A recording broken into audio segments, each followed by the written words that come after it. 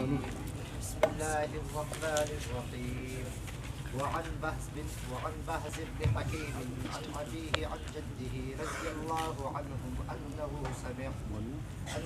سمع رسول الله صلى الله عليه وسلم يقول في قوله تعالى كنتم خير أمة أخرجت للناس قال أنتم تتمون 70 أمة أنتم خيرها وأكرمها على الله تعالى رواه الترمذي.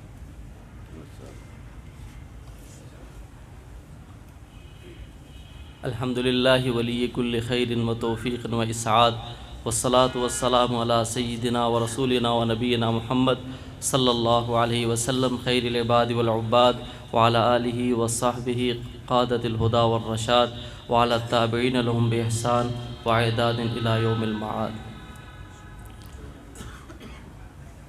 نحمدہ و نصلی علی رسولہ الکریم.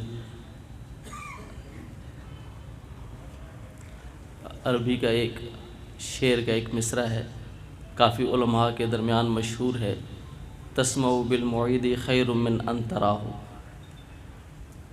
اس کا ترجمہ یہ ہے کہ معیدی کے بارے میں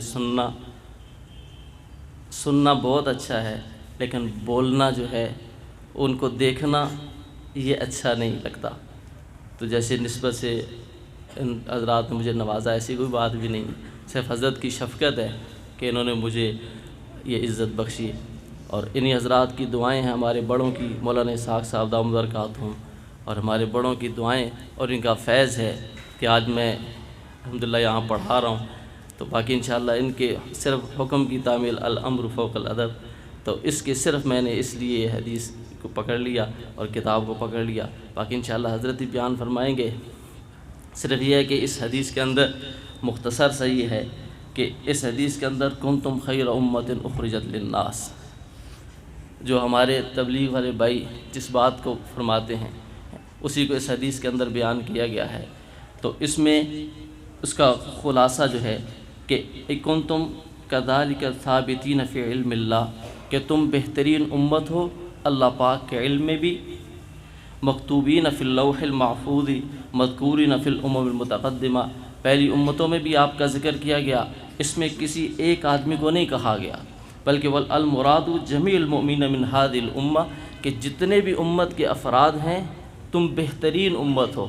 تمہارا مقصد کیا ہے کہ اللہ پاک نے تمہیں دوسروں کی نفع رسانی کے لیے نکالا ہے، خیر کے لیے نکالا ہے، اور تم دوسروں کے لیے خیر الناس من ینفع الناس، بہترین انسان وہ ہے جس سے دوسرے کو نفع ہو. مجھے جو کچھ آتا تھا وہ بھی بھول گیا، لیکن تو تمہیں لوگوں کی نفع رسانی کے لیے نکالا گیا ہے. تو بہترین یہ ہے کہ اللہ پاک نے ہماری ذمہ داری جو لگائی ہے کہ ہمارے دو ذمہ داریاں ہیں. ایک ہی ہے اپنی اصلاح اور دوسرے کی اطلاع. انبیاء علیہم الصلاۃ والتسلیمات کا جو مقصد تھا، اللہ پاک نے جن کو بھیجا ان کے بھیجنے کا جو مقصد تھا، ہمارے پیارے نبی صلی اللہ علیہ وسلم جن کے نام ہم لیوا ہیں، ان سے محبت اور ان کی غلامی پہ ہم فخر کرتے ہیں، اور اس کے اوپر اپنے آپ کو ان کی نسبت جوڑتے ہوئے اپنے آپ کو ان کا غلام کہتے ہوئے. تو آپ علیہ الصلاۃ والسلام نے ساری زندگی کیا کام کی؟ صرف اللہ کے بندوں کو اللہ سے جوڑا.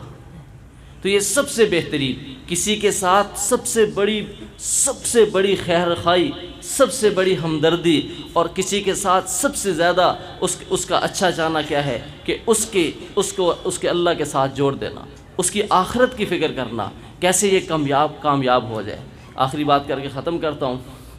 نوح علیہ السلام 950 سال، انی دعوت قومی لیلا و نہارا، دن اور رات کو اپنی قوم کو بلایا. کس کی طرف؟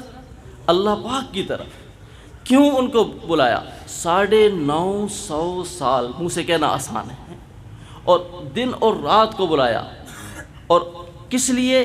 کہ یہ کامیاب ہو جائیں، یہ نفع حاصل کر لیں. انبیاء تو کامیاب ہیں، لیکن تو اس لیے سب سے بڑی خیر خواہی کیا ہے؟ انسان دنیا میں ہم رہتے ہیں، دنیا کی فکر کرتے ہیں، لیکن آخرت اچھے سے اچھا کھائیں، اچھے سے اچھا گھر بنائے، اچھے سے اچھے کپڑے پہنے، لیکن انسان اپنی آخرت کو، اللہ کو، اور جہاں سے ہم آئے ہیں جنت کو، اس کو نہ بھولے. اللہ پاک مجھے اور آپ کو عمل کی توفیق عطا فرمائے.